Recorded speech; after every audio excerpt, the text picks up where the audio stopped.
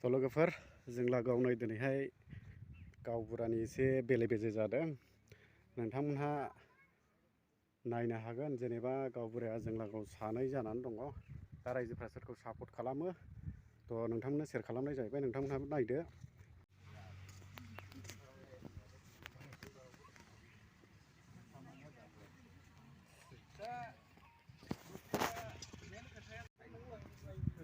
बेनिफ्राय बेबायदि जाबाय जानानै थांबाय। बेनिफ्राय आरो आं मोनसे नेक्स्ट थारिख लानानै थांबाय। बेनिफ्राय नेक्स्ट थारिखआवबो ओरैबायदि जाबाय आरो रेन्जारा थांबाय माने थांनाय लोगोसे सोंबाय आरो बिसोरथ' अनेक मानसि नुयोना गासैनि महरखौ गोसोआव थाया। बेनिफ्राय सोंबाय माबा खामानिमोन दाखालि सार रायज्लायलांनाय जोंनि खासिनालानि गावबुरा माबा रेजुलेसनाव साइन खालामनो फैदोंमोन। बेनिफ्राय होननानै रेन्जारानो लिंलांनानै बे माबानो होनबाय आरो मण्डले नै दिनैखौ प्रग्राम खालामना होबाय। बेनिफ्राय बे टाइमाव माबाया होनबाय आरो बे मा होनो बिक्कि होननाय दा मण्डला होनबाय बिनिखौ साइन हरनो हायाना।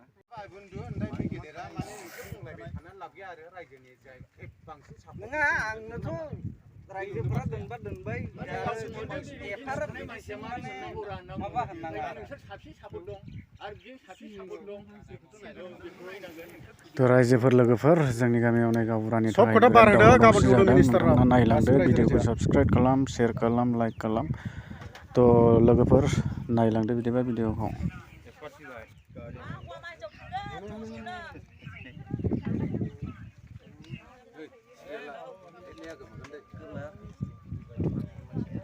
गामिखौ मानो सासे सानैजों एफाग्राब बेले-बेजे खालामनो लुबैयो मानसिफोरालाय मानो गिदिंनो सानो?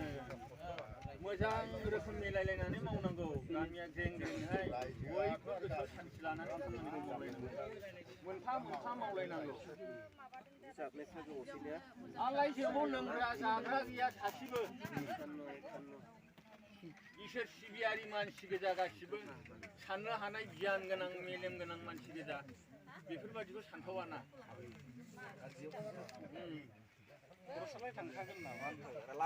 मोनसे लामायावनो बेसेबांदि जेंना-जेंसि जानानै थायो मानसिया, समस्या फैयो।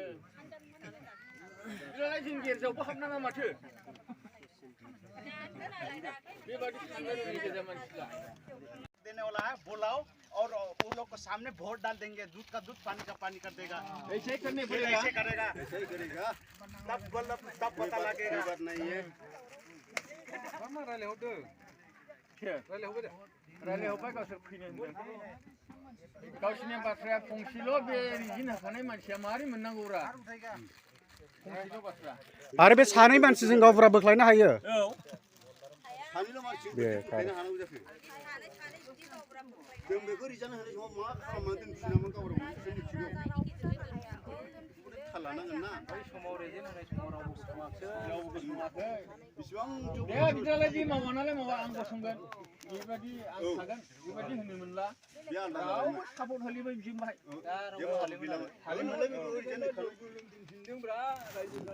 खुलुमनोल' बाखि थादों। गावसोरबो दा सापर्ट होदियो।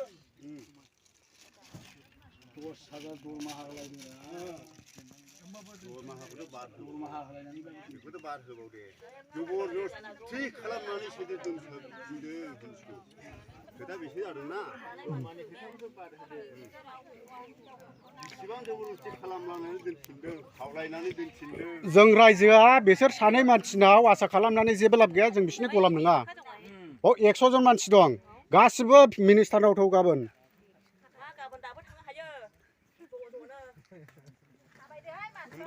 सोर बेलाय? होमबालाय फाइनाल डिसिसन खालामदो, गाबोन थांनायखौ लायो बिसोरबो नेयो।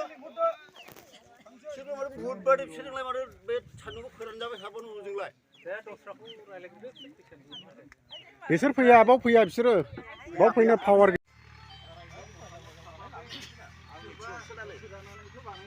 आं मिथिङावसो ना। लाबोखाथोंसै ना। दा बै खोथाखौ लानासो रेन्जारा आंनो सोंनाय बायदि साइज जाखादोंबा लाबोथोंसै दा औ गान्थि गुन्थि गैयाब्लानो जाबाय ना। कमप्लेनखौबो दस्राखौ होनाखै, बे बोरायफोर बेनिफ्राय बे थफ्लाखौनो होनदों। बेनिफ्राय बेबायदियाव थाबथाना दङ आरो आं दिनैबो फन बुदोंमोन बेनिफ्राय दिनै रेन्जार गैयानो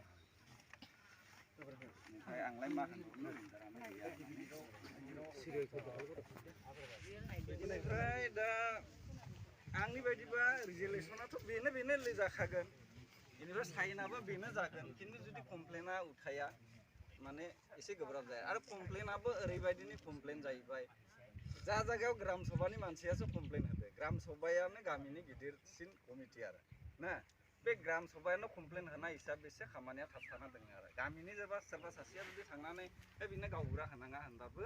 माने एक्सेप्ट जायामोन आरो दा ग्राम सभायासो कमप्लेन होनाय बायदि जाहैदो आरो जा जायगायाव ग्राम सभानि प्रेसिडेन्टआनो थांनानै होजोबबाय दा बे हिसाबै बे खामानिया जायाखै आरो दा प्रेसिडेन्ट दोङो मा हिसाबै कमप्लेन होदो माबा होदो रायजोफोरा सोंबा आं बिदिखौनो होननानै जिरायथ'नाय जाबाय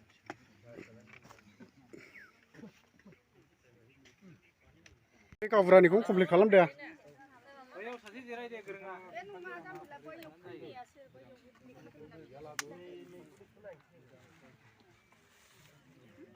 रायजोफ्रा बिदि जाबाय थानो हाबाय थायाना खामाय थायोना रायजोनिथ' सावरायखांबाय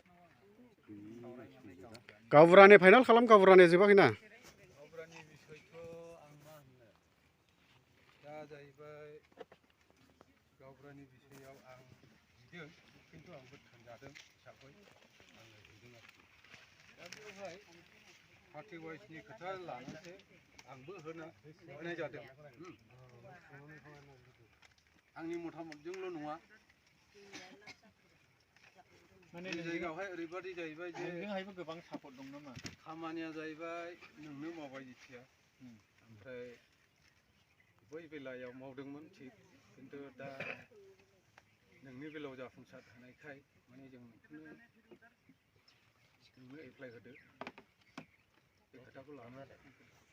बेथ' सोरबा सासे नोङो बिदि दायथ' होनायजों जायाना बे रायजोनि सायावसो थांबाय औ दा आङो आपत्ति गैया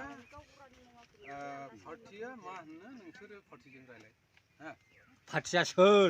पार्टिजों रायलाय सोर दाखोन दं पार्टिया सोरमोन दा आं बेवहाय जेबो बुंनांगौ गैया जालायनांगौ सोरा बबे पार्टिमोन बुंनाय मानसिया गावबुराखौ नों लानांगौ होनना बुंना सोर पार्टिमोन औ बे पार्टिया एबसुनिफ्राय ना प्रेसिडेन्टनिफ्राय ना प्राइमारिनिफ्राय बे पार्टिखौसो नांगौ दा जोंनो बबे पार्टिनिफ्राय भट होनो थिनदों जाम्बालाबो खरांबो आं लानो गोसो गैया खिन्थु पार्टिया जे आंखौ सेलेक्ट खालामदों ना आं लानो गोसो गैया आरोखि आंहाबो जबरदस्ति गैया दा नों सोरहाबारा बुंना होलानो जाबायमोन सोर बबे पार्टिया नोंखौ थिनदों बेबायदि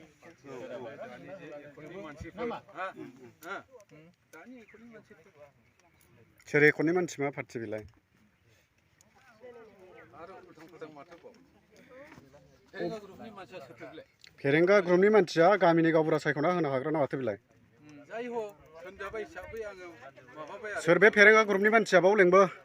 जों रायजोआ बिसिनाव दायथ' लागोन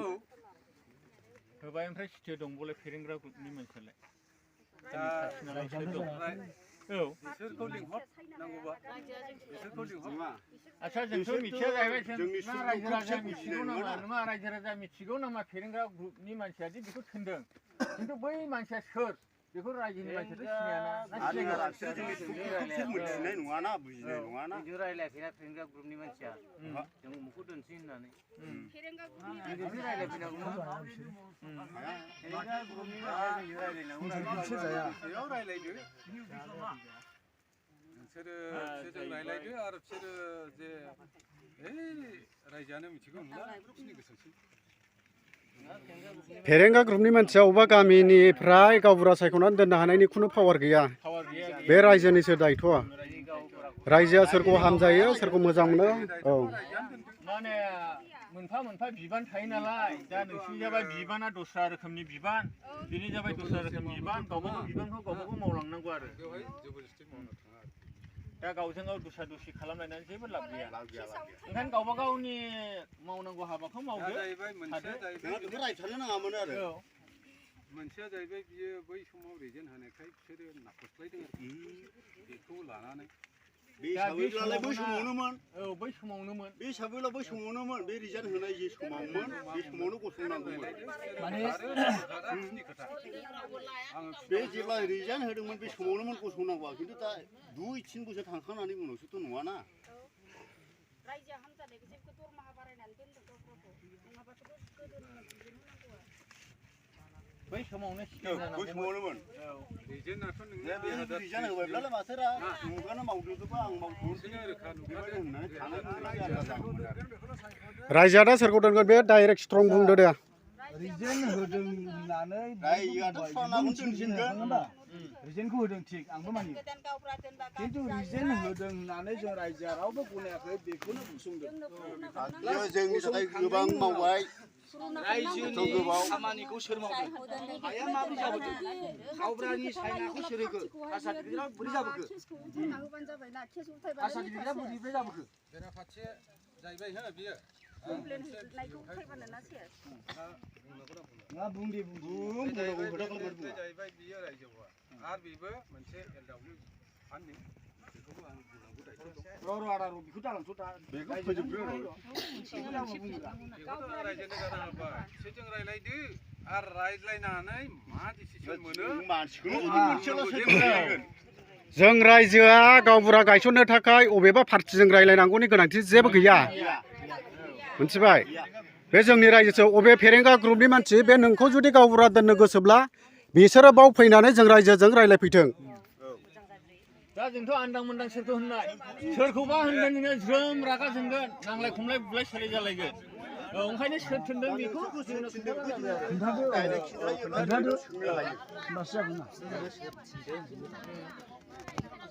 होमब्लालाय नोंसोरो रायलायदोंबा डाइरेक्टखौलाय मानो होनांगौ गामियाव दं मा नाम गामिनि अरनमोन दं एलबार्टमोन दं फन हरसाय बिसिनाव फन हर लिंहर फन हर क्लियार खालामखांनानै हर दानो मा होनो दा बिसोरसो आंखौहाय लाङो नङा डिरेक्सनजोंसो आं मावो आरोखि खोथाया ओरैबायदि आदा हो जेन'बा गावब्रा मावनांगौ होनना बुङोब्ला गासै रायजोजों हामजाजानाय जानांगोन बेथ' थिग दा रायजोजों हामजाजानाय जानांगोन दा खोथा दा धरनमोन होनबाय धरनमोना दा बुंब्ला बिसोरो लाजिगोन दुखु मोनगोन खिन्थु बुंदोंआनो जानो हागौ खिन्थु गासै बाथ्राया बे धरनमोना 4-5जों बुंदों बाव 100 जननि गेजेराव 4 बुंनाया माब्लाबाबो रज'आ दा रायजोआबो हामजायाब्ला बिसिनि बुंनाय मथेबोथ' जानाय नङा जागोन दा बिसिनि बुंनायाव जुदि रायजोआव सापर्ट दंनायमोनब्ला बे कारेक्टमोन दा बिसिनि बुंनायाव रायजोआव सापर्ट गैयाब्ला आं नोंनाव फंसे सोंसै आदा हो जेनेबा दा धरनमोनखौ नों नामखारिबाय धरन दं एलबार दं आच्छा रायजोनि गेजेराव गामि अल खासिनालानि गेजेराव नोंजों सापर्ट होनानै नोंनि खामानिखौ मावनो बिथोन होनाया नोंनाव बांसिन दं ना बाहागिजों बांसिन दं दे नोंनि आयदायाव बेजों बांसिन बेखौथ' अलरेडि मिथिखागौ खिन्थु दिनै बेखौहाय जाहैबाय बे रिजेन होनायखौ लानानै बिसोरो बे खोथाखौ बुंदों आरो ना बिसोर जादों बिसोरनि मेन पइन्टआ बेयावथ' आङो मा बुंबावनो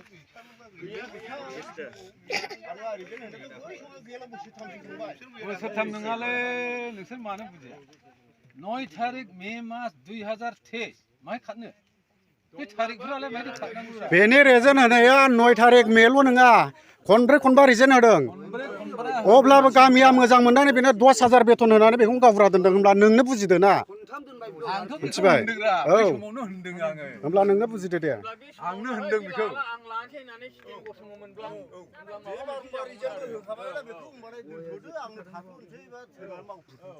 बेबायदि खालामनायब्ला बे मोनसे कारेक्ट जागौमोन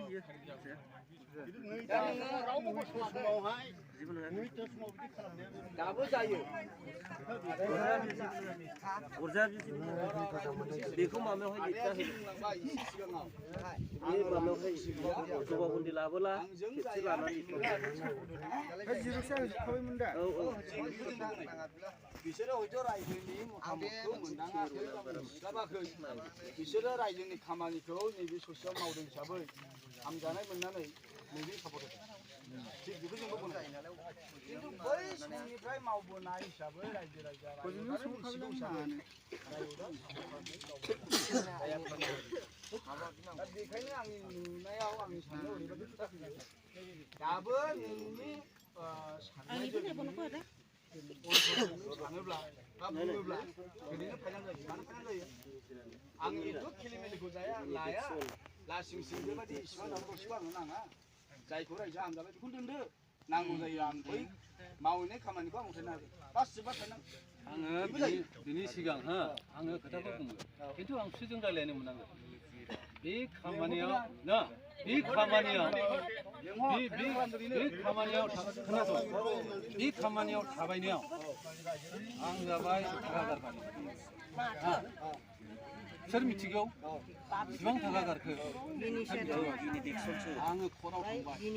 कर्टआव जाहैबाय मोननै रोखोम पइन्ट मोनसेया जाहैबाय गोदान गामि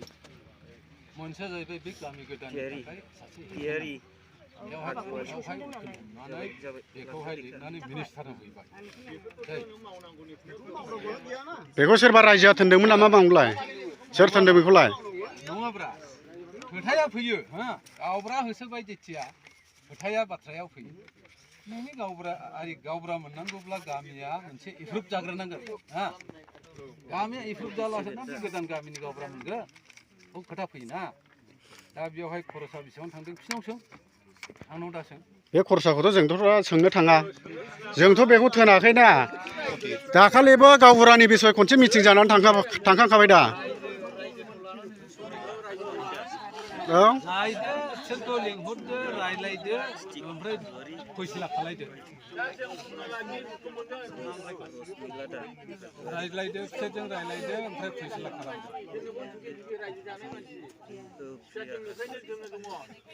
आङो माने बिसिनि बुंनायाव बिसिनि लिंलांनायाव आङो मावनांगौ गोनां जादों हा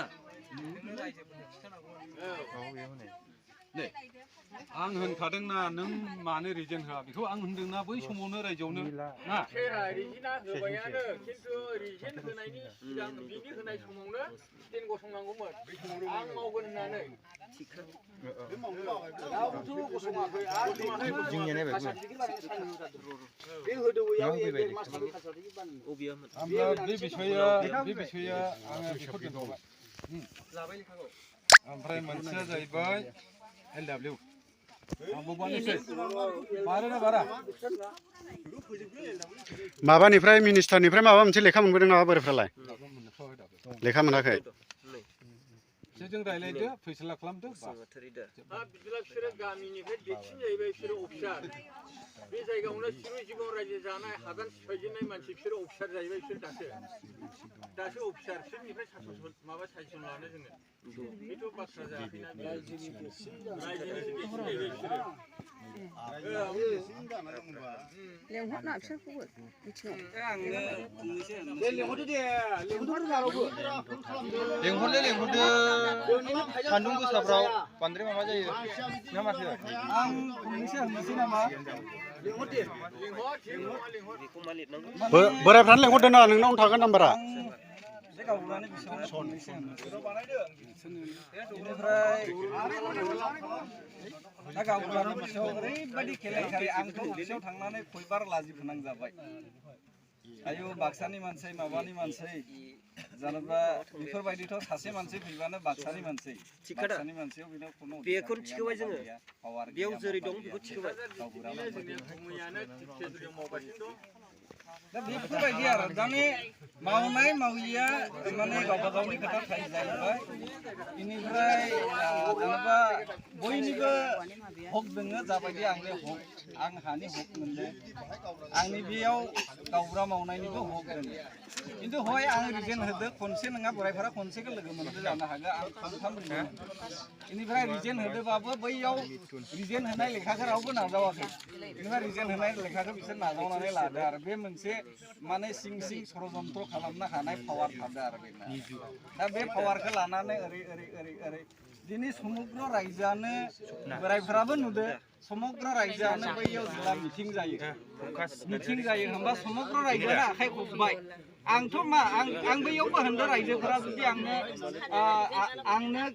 गावबुरा होबा मावदो होआबा मावा होननानै आं बै टाइमावबो जुदि आंनो रायजोआ होआ होनबा आं खुनु अबजेक्सन गैयामोन आरो दा बोराइफोरमोननो मावनाया माने आं